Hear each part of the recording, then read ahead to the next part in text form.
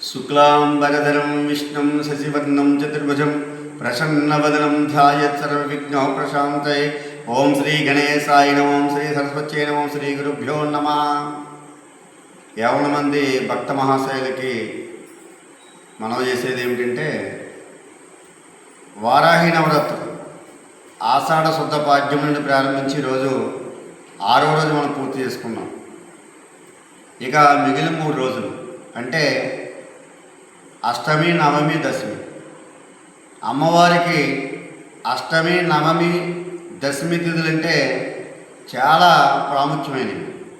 పైగా ఈ సంవత్సరం ఈ వారాహి నవరాత్రుల్లో అష్టమి జైవారం, అంటే రేపు మంగళవారం, జైవారంతో కూడినటువంటి అష్టమి రావటం, రోజు మనం చేయలేకపోయినా 3 రోజులు చేసుకున్న నవరాత్రి దీక్ష చేసిన ఫలం వస్తుందని మనకి మహాత్ములు చెప్తూ ఉన్నారు. మన దత్తనాగసాయి ఆనందాశ్రమంలో శ్రీచక్ర సంచారిణి అయినటువంటి అమ్మ జగన్మాత, ఆ లలితా పరాభట్టారిక దేవత శ్రీచక్రంలో మనకి ఇక్కడ వారాహి అమ్మవారు కొలువై ఉన్నారు. జ్ఞాన సరస్వతి సన్నిధిలో మన శ్రీచక్రానికి అమ్మవారిని మనం ప్రతిరోజు కూడా అర్చన చేస్తూ ఉన్నాం.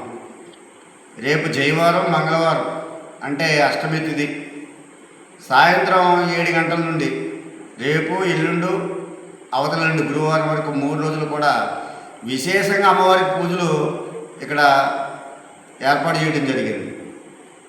గుప్త నవరాత్రుల్లో భక్తులు కూడా పాల్గొనవచ్చు.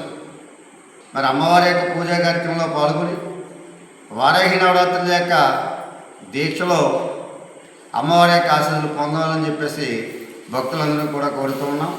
మరి 3 రోజులు వారాహి నవరాత్రులు పూర్తయిన తర్వాత మన కంటిన్యూగా గురు పౌర్ణమి వరకు కూడా ఇక్కడ ఈరోజే మొదలుపెట్టాం దత్త చరిత్ర పారాయణం. 9 రోజులు కూడా సాగుతుంది. మరి రేపు, ఎల్లుండి, అవతల ఎల్లుండి అమ్మవారి నవరాత్రుల్లో పాల్గొనే భక్తులు అమ్మవారి సన్నిధికి వచ్చి ఆశీస్సులు పొందవలసిందిగా కోరుతున్నాం. హరి ఓం. లోకా సమస్త సుఖినో భవంతు.